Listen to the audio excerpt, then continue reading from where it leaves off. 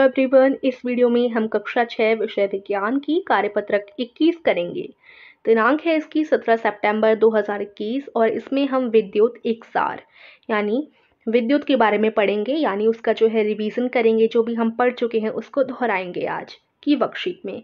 So video को like कर दीजिएगा और हमारे चैनल को ज़रूर सब्सक्राइब कर दीजिएगा। सो आइए शुरू करते हैं। सबसे पहले विद्युत होता क्या है। किसी विद्युत तार या परिपथ में उपस्थित विद्युत चार्ज या करंट के बहाव को विद्युत कहते हैं। तो जो आपकी बिजली होती है वही आपका विद्युत होता है। जो भी दिखा रखा है वो हम वर्कशीट में पढ़ चुके हैं, थोड़ा रिवीजन के लिए आपको ये दे दिया है। विद्युत परिपथ में कई अवयव उपयोग होते हैं और हर किसी का अपना एक चिन्ह होता है, जैसे कि नीचे दिए गए चित्र में दिखाया गया है।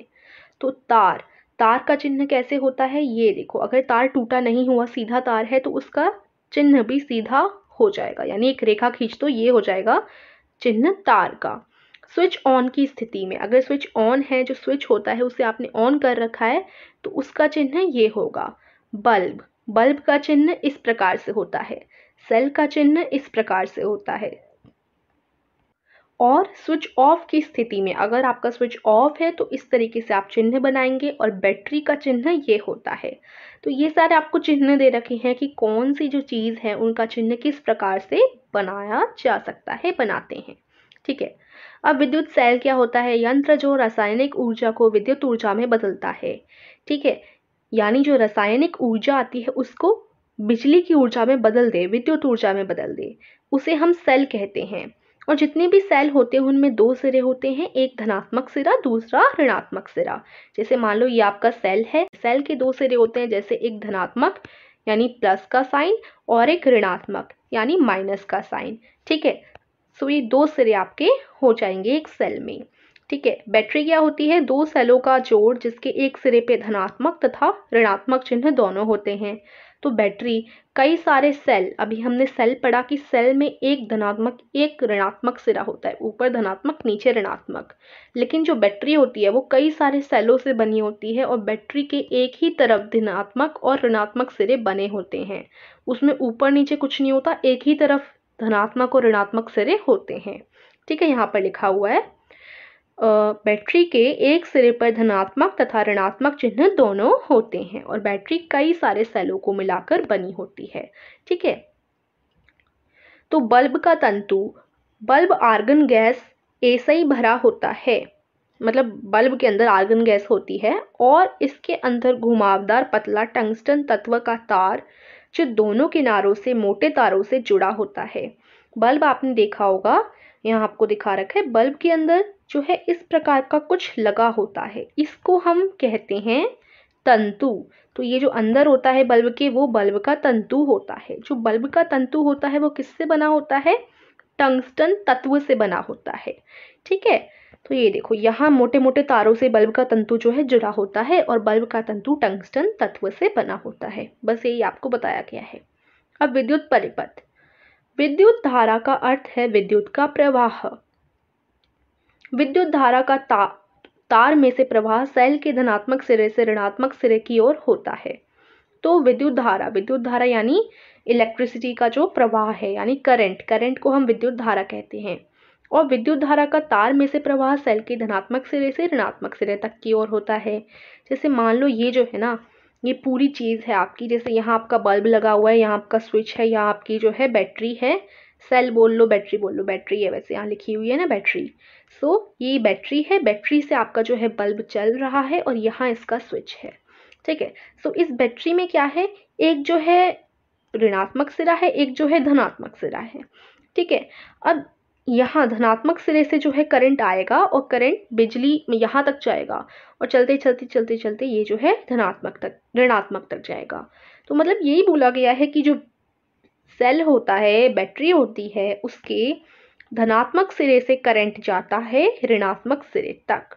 ठीक है, फिर ऋणात्मक से फिर धनात्मक से शुरू होगा ऋणात्मक तक। तो सबसे पहले धनात्मक से शुरू होता है। ठीक है। उसके बाद विद्युत परिपथ दो टर्मिनलों के बीच विद्युत धारा का संपूर्ण पथ को दर्शाता है। जैसे दो टर्मिनल है, एक ऋणात्मक है एक धनात्मक है, इसके बीच का जितना भी रास्ता है, यहाँ से देखो जा रही है ना, हमारा जो करंट है वो इसी रास्ते से जा रही है। तो ये जो पूरा रास्ता है, जो पूरा आपका तार है ना, इसको हम परिपथ कहेंगे। क्या कहेंगे? विद्युत परिपथ। ठीक है, विद्युत परिपथ क्या होता है? जिस रास्ते से करंट आपका जाता है और आपका बल्ब जलता है उसको हम विद्युत परिपथ कहते हैं। विद्युत स्विच एक सरल युक्ति है जो विद्युत परिपथ को तोड़ सकती है या जोड़ सकती है। अब ये आपका स्विच भी लगा हुआ है, या तो अगर आप स्विच को ऑन रखेंगे, खुला छोड़ देंगे, खोलेंगे मतलब दबाएंगे, उसको ऑन करेंगे तो बल्ब जल जाएगा, यानी यहाँ से जो करंट आ रहा है वो सीधा बल्ब के पास चला जाएगा। और अगर इसको आप ऑफ करेंगे, बंद रखेंगे, अगर आप स्विच को बंद कर देंगे तो क्या होगा? यहाँ से करंट आ रहा है, अब यहाँ स्विच उसको ऑफ मिल गया, बंद मिल गया, तो अब जैसे ही स्विच आपने ऑफ किया तो आगे तो करंट जा ही नहीं पाएगा, यानी ये जो है बल्ब आपकी नहीं जलेगी। तो यही बोला गया है, अगर आप स्विच बंद करेंगे तो आगे करंट नहीं जा पाएगा, बल्ब नहीं जलेगी। अगर आप स्विच ऑन करेंगे तो बल्ब जो है जल जाएगी। यानी ये जो परिपथ है, या तो परिपथ को ये स्विच तोड़ सकता है अगर ये ऑफ हो तो, या फिर ये जोड़ सकता है अगर ये ऑन हो तो। ठीक है ना? सो यही है आपका। उसके बाद विद्युत चालक, वह पदार्थ जो अपने अंदर से विद्युत धारा का प्रवाह होने देते हैं, जिनके अंदर विद्युत घुस सकता है वो विद्युत चालक हैं। जैसे कि लिए हमारा शरीर भी विद्युत चालक है, हमारे अंदर करंट लग जाता है। जैसे बाहर बिजली कड़क रही हो तो आपसे बोला जाता है ना कि बाहर मत जाओ क्योंकि हमें करंट लग सकता है, तो हमारा जो शरीर है वो भी एक विद्युत चालक है। तो विद्युत चालक वो होता है जिसको करंट लग सकता है। और विद्युत रोधक वह पदार्थ जो अपने अंदर से विद्युत धारा का प्रवाह नहीं होने देते। जिनको करंट नहीं लग सकता वो विद्युत रोधक हैं, जिनको करंट लग सकता है वो विद्युत चालक हैं। तो देखो विद्युत चालक कौन कौन से हैं? चांदी, सोना, तांबा, स्टील और समुद्री पानी, ये सारे आपके विद्युत चालक हो जाएंगे। और विद्युत रोधक कौन कौन से हैं? रबर, प्लास्टिक, तेल, हीरा और सूखी लकड़ी। तो सूखी लकड़ी हो गई, तेल, हीरा, प्लास्टिक और रबर, ये सारे आपके रोधक हो गए। यानी इनमें से तो करंट हो ही नहीं पाएगा, करंट नहीं लग पाएगा इनको, और इन सबको जो है करंट लग जाएगा। ठीक है, अब आगे बढ़ते हैं, फ्यूज का मतलब समझते हैं। जब भी ज़रूरत से ज़्यादा विद्युत करंट फ्यूज से होकर गुजरता है तो वह जलकर टूट जाता है और इसी अत्यधिक करंट को आगे विद्युत पथ में जाने से रोक देता है। इसलिए वह अत्यधिक करंट विद्युत उपकरण जैसे पंखा, टीवी, वॉशिंग मशीन आदि तक नहीं पहुंच पाता। इसकी वजह से कई उपकरण जलने तथा खराब होने से बच जाते हैं। फ्यूज एक पतले धातु के तार का बना होता है और एक सुरक्षा उपकरण के रूप में विद्युत उपकरणों को अत्यधिक करंट के प्रभाव से बचाता है। तो यहाँ पर हम मान लेते हैं ये आपका जो है फ्यूज़ है। अब फ्यूज़ के अंदर से जो है ज़्यादा करंट आ गया, अब इधर से ज़्यादा करंट आ गया तो फ्यूज़ टूट जाएगा, जलकर टूट जाएगा। अब अगर फ्यूज़ जलकर टूट जाएगा तो आगे जो है करंट नहीं जा पाएगा। और देखो अगर ज़्यादा मात्रा में करंट आगे चला जाता, मान लो यहाँ पर फ्यूज़ है, फ्यूज़ नहीं है, मान लो यहाँ पर फ्यूज़ नहीं है और ये जो करंट है वो जा रहा है, बहुत ज़्यादा मात्रा हो रही है करंट की, बहुत ज़्यादा विद्युत आ रहा है।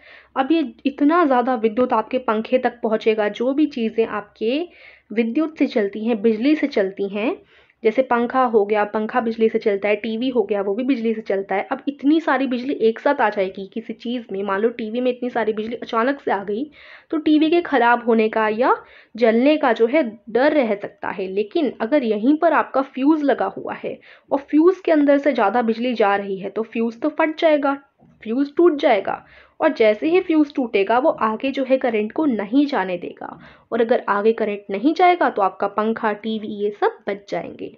ठीक है, सो यही यहाँ पर बोला गया है, यही होता है फ्यूज़। संकेत, एक फ्यूज़ बल्ब का मतलब है बल्ब के तंतु का खंडित होना। बल्ब का तंतु खंडित होने के कारण विद्युत सेल के टर्मिनलों के बीच विद्युत धारा का परिपथ टूट जाता है। इसलिए फ्यूज़ बल्ब के तंतु से विद्युत धारा प्रवाहित न होने के कारण वह दीप्तिमान नहीं होता। ठीक है, तो बल्ब है, अगर बल्ब के अंदर ज़्यादा करंट आ जाता है तो जो बल्ब का तंतु होता है वो टूट जाता है, और जैसे ही बल्ब का तंतु टूट जाता है बल्ब नहीं जल पाता। ठीक है, सो यही आपका संकेत था। सो यहीं पर आपकी वर्कशीट हो जाती है फिनिश। आशा करती हूँ आपको समझ आई होगी। वीडियो को लाइक कीजिएगा, चैनल को सब्सक्राइब कीजिएगा। इसमें आपका कोई क्वेश्चन नहीं था, बस आपको ये जो है रिवीजन के लिए दिया गया था। So thank you.